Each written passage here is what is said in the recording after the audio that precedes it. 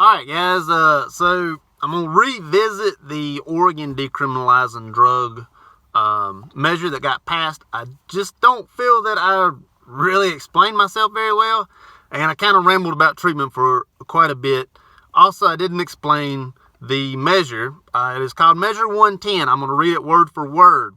The measure reclassifies personal non-commercial drug possession offenses, possession of controlled substance in Scheduled 1 through 4, such as heroin, cocaine, and methamphetamines, was reclassified from a Class A misdemeanor to a Class E violation, resulting in a $100 fine or completing health assessment. Individuals who manufacture or distribute illegal drugs are still subject to criminal penalty. The Oregon Criminal Justice Commission estimated that the conviction for possession of controlled substances would decrease by 3,679 or 90.7%. The health assessment are conducted through addiction recovery centers and include a substance use disorder screening by certified alcohol and drug counselor. Health assessments must be completed within 45 days of the violation. The law that this is replacing is under Oregon law, Scheduled 1, 2, and 3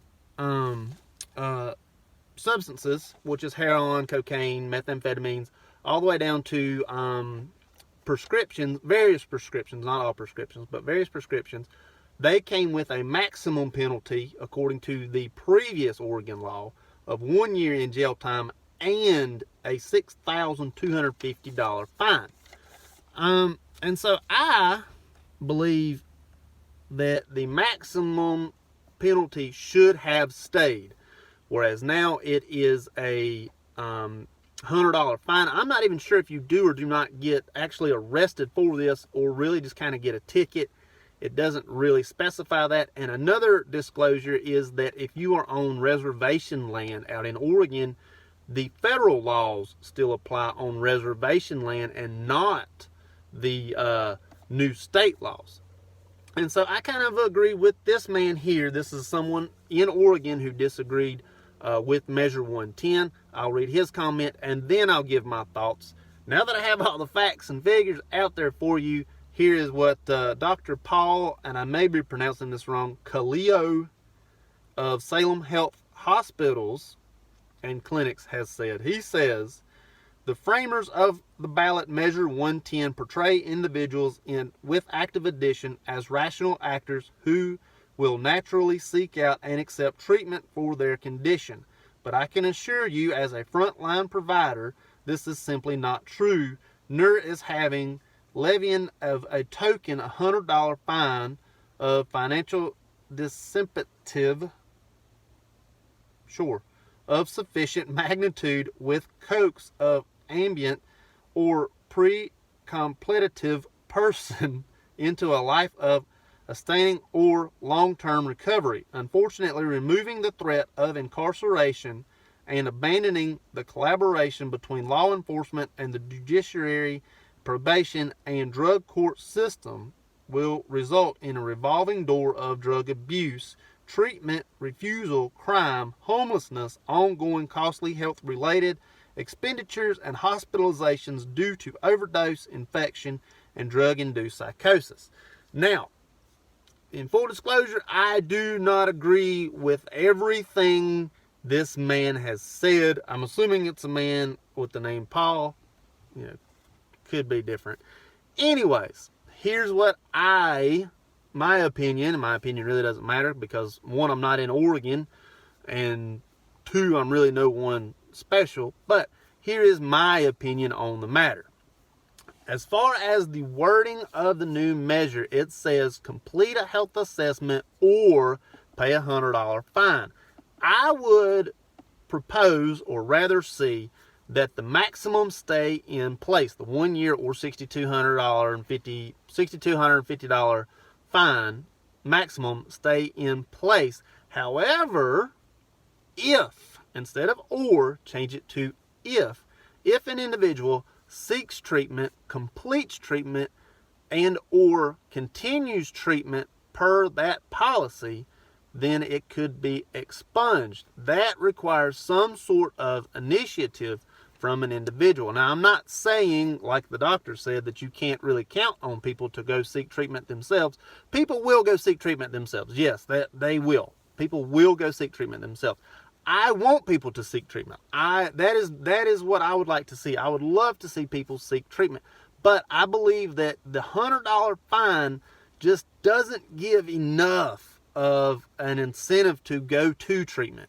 If you tell people, listen, if you go to treatment, this Class A misdemeanor and jail time and fine will go away if you do this, health assessment with the treatment option that they give you per that policy, then this will become a Class E misdemeanor, or a Class E violation, and it will be expunged or will not go on your record, or whatever wording you need. I'm not a lawyer, but that I believe, in my opinion, would be a better option and would probably get better results.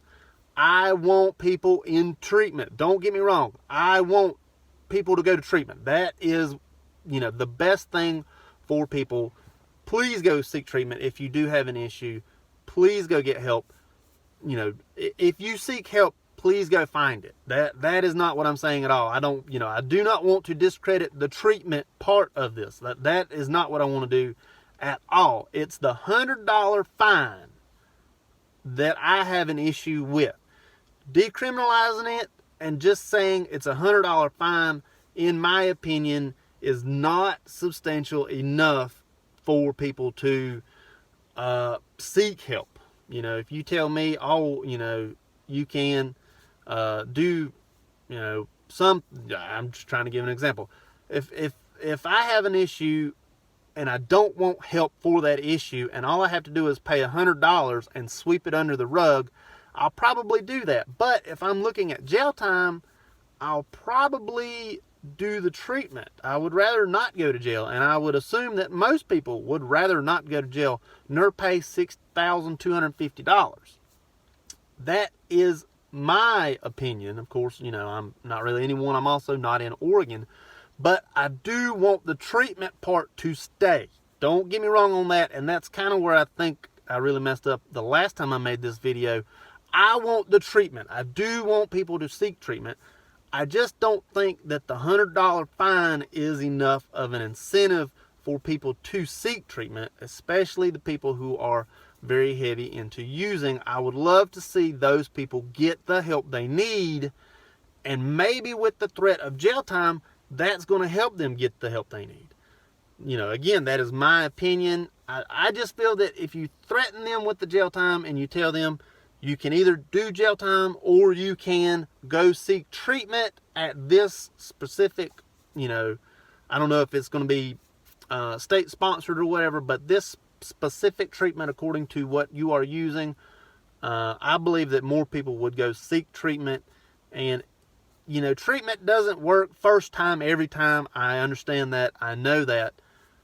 But you are at least getting them in the door. You are at least getting them started at it. And I believe that you're going to see at least more results. Maybe people will think more and say, hey, the treatment kind of worked last time I was in it, or I felt better when I was in treatment, or something like that. And maybe they'll go back to treatment on their own. Treatment is the best option. Agreed. I don't believe that mandatory minimums is the best option. For an example of a mandatory minimum is if you get popped with like 1 gram of cocaine, you're automatically doing 10 years in prison. I don't believe that is the answer. I do believe that treatment is the answer, but I think that the $100 fine is just not enough to incentivize people to go get treatment themselves.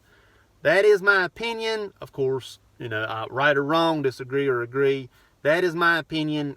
I do want people to get treatment, yes, but I just don't agree with the $100 fine. So that is how I feel, and I feel like I did a better job of expressing that. And also, in full disclosure, I don't even think people should have alcohol. I've said that before. I just feel that alcohol is too readily available, and maybe less available. I don't know. Alcohol destroys families as well, and I just don't feel that that's the option either. But I just don't think the $100 fine is enough. So hope it helps. Thank you much.